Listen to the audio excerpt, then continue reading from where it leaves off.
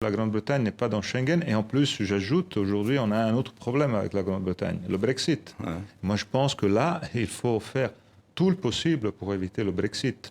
Si La sortie de la Grande-Bretagne, le référendum dans quelques mois. Oui, et on parle d'un référendum au mois de juin. Si au mois de juin, il y avait un référendum avec la sortie de la Grande-Bretagne, ce serait un autre pas de dégringolade de l'Europe. Alors, je pense que ce serait négatif. Je pense qu'il faut l'éviter. Demain, je serai à Londres. Il y a un rendez-vous de Open Europe sur discuter du Brexit. Je vois que cette discussion n'est pas à la hauteur de la menace dans les autres pays européens. Les sondages disent tous qu'ils vont sortir. Je ne suis pas entre ceux qui disent qu'ils sortent. Je pense que ce serait une grande erreur. Pour la Grande-Bretagne et pour l'Europe. Je pense pour les deux. Pour la Grande-Bretagne, ce serait une erreur majeure. Sortir du marché intérieur pour Londres serait perdre la force que Londres a.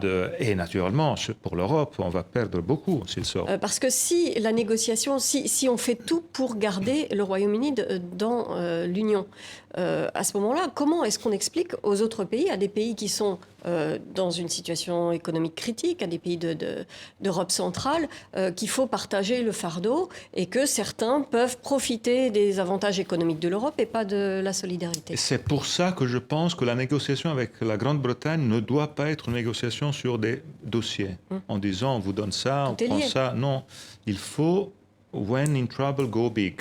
Il faut il faut monter de niveau. Et je pense que la seule solution est une grande solution politique qui dit on prend au sérieux le référendum britannique et on dit bon, puisque vous dites que vous ne voulez plus d'intégration et vous voulez un changement dans les traités, on vous dit, nous, les Européens de l'euro, qu'on vous prend au sérieux et on fait l'Europe à deux cercles, sérieusement et définitivement. Qu'est-ce que ça veut dire? Ça veut dire qu'on se dit tous qu'on ne veut pas aller dans la même direction.